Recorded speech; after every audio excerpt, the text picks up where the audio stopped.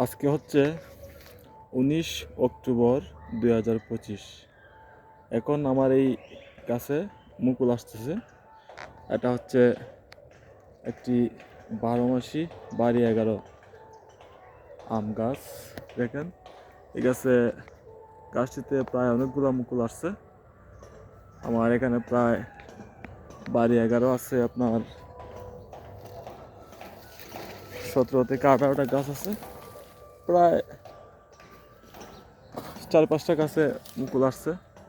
এই যে দেখেন, এটা আরেকটি বাড়ি 11 আম গাছ। এই যে এখানে মুকুল আসছে, এই যে নিচেও মুকুল আছে। তবে যে মুকুলগুলো আসছে অনেক বড় বড় মুকুল। আপনার সিজনে যেভাবে মুকুল আসে ঠিক এইভাবেই বড় বড় মুকুল। এই যে দেখেন, যেগুলো আসছে খুব বড় বড় মুকুল। আশা করি আরো মুকুল ফুটতেছে। এই যে মুকুল ফুটতেছে আরো। এই যে একদম এখানে দেখেন, এটা শুধু বের হচ্ছে। এটা হচ্ছে বাড়ি 11। এই আমটি বিশেষ করে শীতের সময় এই আমগুলা খুব মিষ্টি হয়।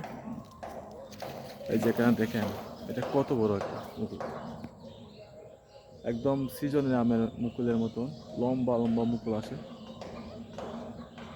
এই মুকুলগুলা আম পরিপক্ক হবে যদি আল্লাহ রহমতে এইগুলা গাছে টিকে, তাহলে আপনার 3 মাস, ফেব্রুয়ারি মার্চের দিকে আমগুলা হারভেস্ট করা যাবে। জানি না কি হবে, কারণ এখন হচ্ছে শুষ্ক মৌসুম। আমগুলা, এই বলগুলা টিকানো, এই ফুল থেকে আম নেওয়া অনেক একটা চ্যালেঞ্জের বিষয় বলতে গেলে। তবে এইটা হচ্ছে বাড়ি 11 আম। এটা আপনার শীতের মৌসুমে যে আমগুলো আসে এটা খুব মিষ্টি হয়, আর তখন কোনো আঁশ থাকে না শীতের আমগুলাতে। তবে সিজনে আমে হালকা আঁশ থাকে, বালে আঁশ থাকে সিজনের আমে, এবং সিজনের আমে মিষ্টি কম হয়।